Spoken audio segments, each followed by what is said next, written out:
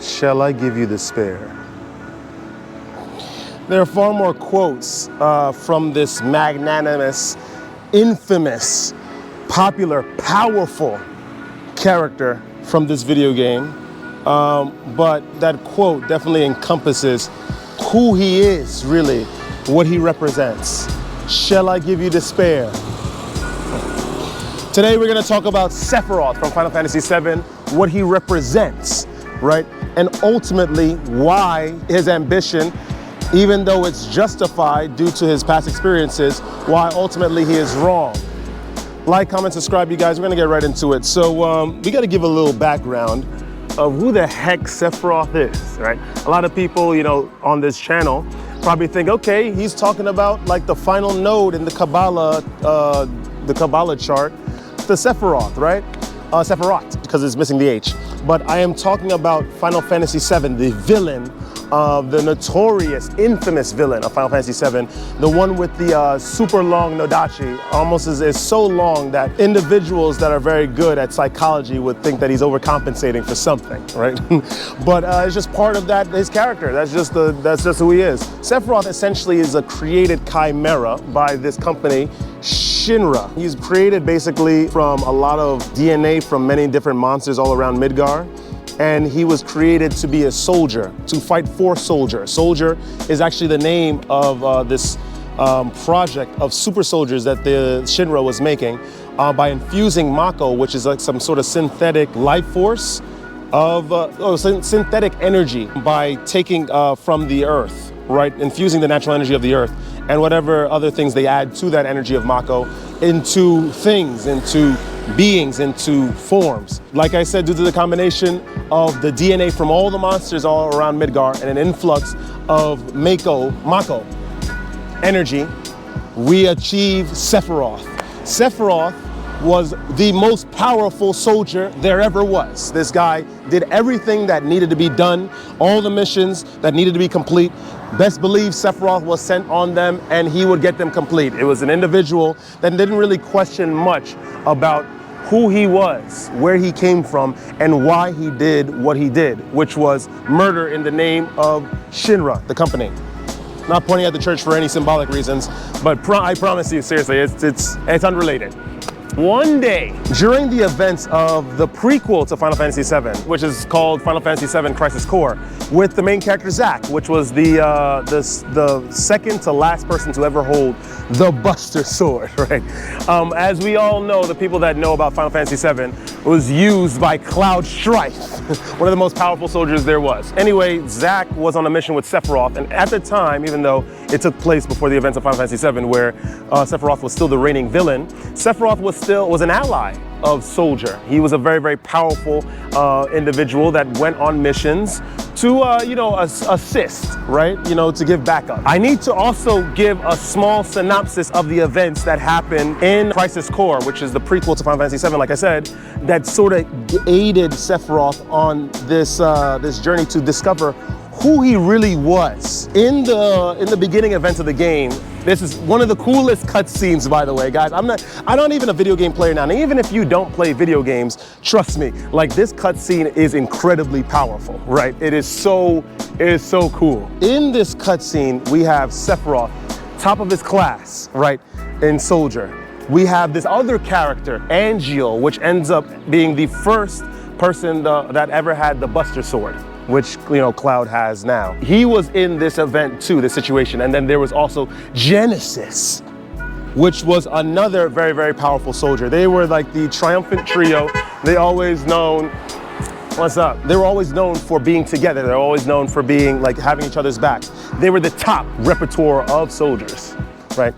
Let's fast forward. There was a battle that ensued, right? It was a little training match, just for a friendly training match. By the way, coolest cutscene ever. Sephiroth decided to take a 2-on-1 battle because Sephiroth is incredibly powerful. It was Genesis and Angeal fighting Sephiroth. Like it's just training. It was so cool. Oh my god, it was so cool. When Crisis Core was coming out back in the day, because Crisis Core first came out for PSP, this was the cutscene that was shown as a trailer, and it was so cool. He was like, infinite in mystery is the gift of the goddess. We seek it thus and take to the stars. Ripples form on the surface. The wandering soul knows no rest. Loveless, Act 1.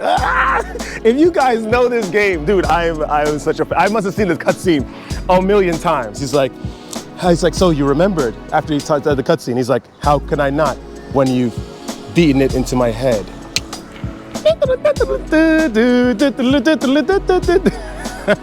I'm fanboying right now. I don't know if I'm gonna include this in the final cut of the video, but it's just so cool. So they begin battling. Sephiroth is just fighting off Angeal and Genesis at the same time. It's a training match, right? So no one could really get hurt, or so we thought. The battle intensifies. Angeal and Genesis are just trying to find openings in Sephiroth. Sephiroth is just too powerful. It was like, there was some scene where you hear all the clashing sounds of the swords. Sephiroth with his long Nodachi. We see Angeal, he has the Buster Sword on his back, so he's using some regular sword. We have Genesis using his rapier, not rapier, it's like some rapier sword, because rapiers usually are used for thrusting, but this one was just like a sword with a hilt, with a guard. Anyway, they're battling each other. They can't find an opening on Sephiroth. So Genesis is like, Angeal, stay back.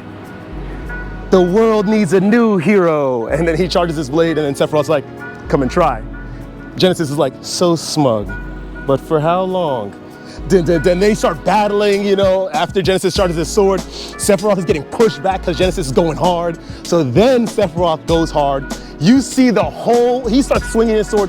The whole training room is getting destroyed. He's destroying all the obstacles, all the little things that are all around the training room. It's so cool, man. I'm so serious.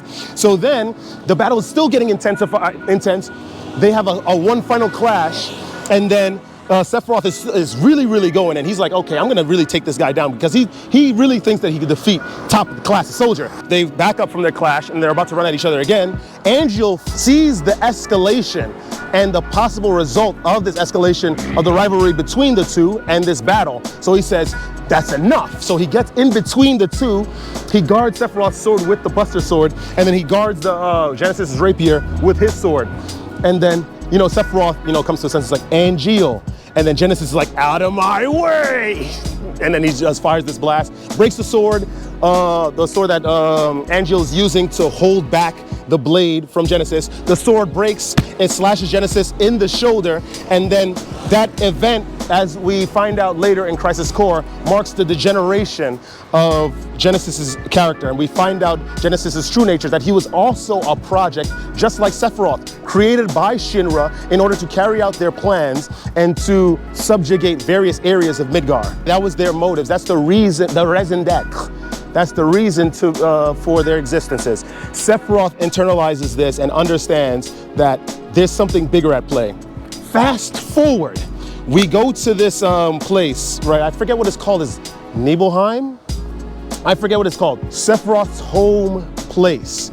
Sephiroth goes inside this library. I forget what it is, and then he finds the remains of his mother, essentially, the being that Shinra took the DNA from in order to create Sephiroth, to form the origin, like the source material for Sephiroth. He finds out that his mother was part of this legendary race called the Ancients, and that Sephiroth was meant for bigger things, was meant for more powerful things. In his rage of realizing what he was meant to be, what he was meant to do, and what the people that has been giving him missions and giving him his personality and life did to his mother, he destroyed the entirety. He destroyed the entirety of Nibelheim. We have that legendary scene of Sephiroth being liberated, surrounded by fire, and walking away. Of course, Sephiroth's plan then encompasses him trying to join with the life stream of the planet and bring back his mother, or I forget what he was really trying to do, but he essentially wanted to get back at the individuals that subjugated him and controlled him and destroyed and tortured his mother. It's a very powerful cause, right? Of course, he ends up losing, because this is Final Fantasy VII. Sephiroth, unfortunately, is not the main character, rather he's the main antagonist. The main character always wins, no matter what. So Sephiroth loses, he dies, and life goes on. Midgar is saved from this madman, right? Alleged madman. Knowing Sephiroth's backstory now, right, that he was not indeed evil just because he just wanted to see the world burn, but rather he wanted to rebel against an organization that sought to use his special genetics and DNA to subjugate the world and to stifle creativity in Midgar and to stifle any possible threats. Is he wrong? Is he wrong? The inner Sombra del Piso is saying no, because I love a story like that, where a person, an individual finds out their true potential. They find out their true strength. They get in accordance with true knowledge, and then they use all of that to destroy the system. I love it, 100%. But I'm gonna tell you, unfortunately, the logical, semen retention-filled mind, to you guys why that is wrong. We must not take revenge. I will repeat, we must, no matter what the system does to an individual, no matter how they treated or subjugated or prejudiced or discriminated against individuals that may or may not have special abilities or may be a specific group of people or whatever, you must never seek revenge, because that means you have taken on the emotions and the makeup of the individuals that did the subjugation in the first place, therefore eventually, inevitably perpetuating the cycle in the future, whether you know it or not. Rather, we must slice the weeds at its base. Sephiroth, I understand. He was destroyed and used by this system. His humanity destroyed and used by this system. I understand the system, which is Shinra, the company that created the soldiers. But by taking revenge, you are doing the world even worse. The individuals of Midgar were not responsible for the subjugation of Sephiroth, right? They were not responsible for causing the company to try to use Sephiroth to do their nefarious deeds and acts. What Sephiroth should have done was, of course, destroy solely Shinra and try to be a leader of a new type of world, a world where even though you don't have the best upbringings, you can still do good for this world in the right way. Let's go, Viva Colombia! Que pasero? Que chimba? Let's go. What needs to be done, what needed to have been done, right, is Sephiroth leading and enlightening the individuals of Midgar. Because remember, the individuals of Midgar were deep in poverty. They were deep in ignorance. They were shrouded in the veil of what the governments and the systems and the corporations in place showed to them. He needed to enlighten individuals with his power. He needed to be a shining example. Rather, he fell under the trap that has trapped all of the revolutionaries of the past. Hitler himself fell under this spell, and he went all the way to the deep end. These people, they have good causes. Liberation, I am all about complete liberation and freedom, especially of the mind and especially of the spirit.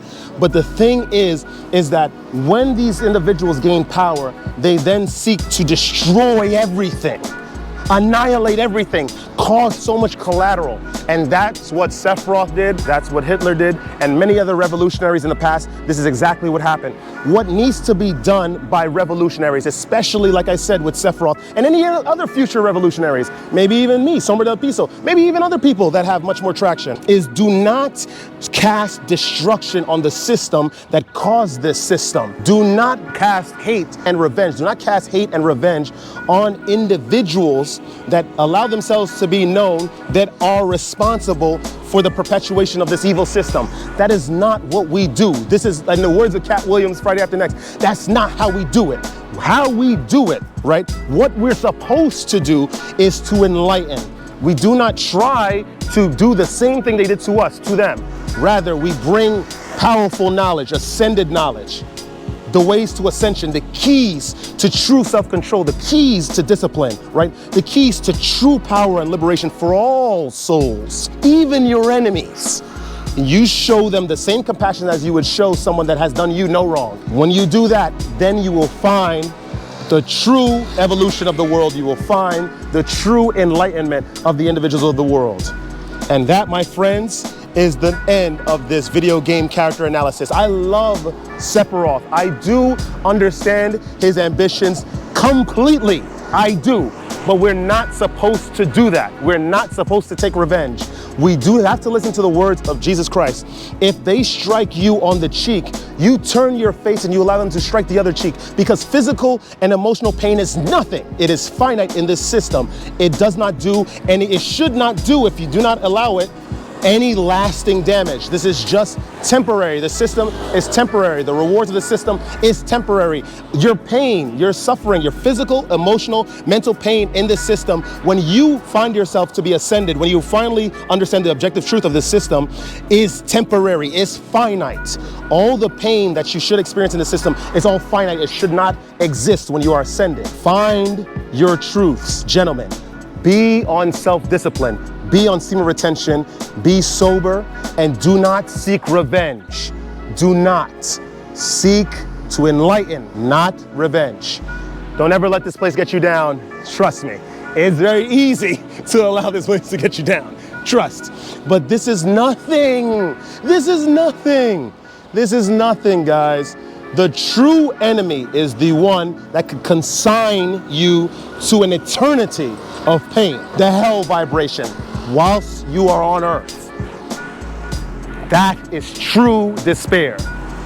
And whatever else happens due to the karma that you've accumulated because of the bad actions that you've committed, whether it be in revenge or whichever it may be, that you will then suffer in the lives to come. Do not seek revenge, seek enlightenment, seek compassion, spread compassion, and stay radiant. I shall see you guys in the next video. Woo!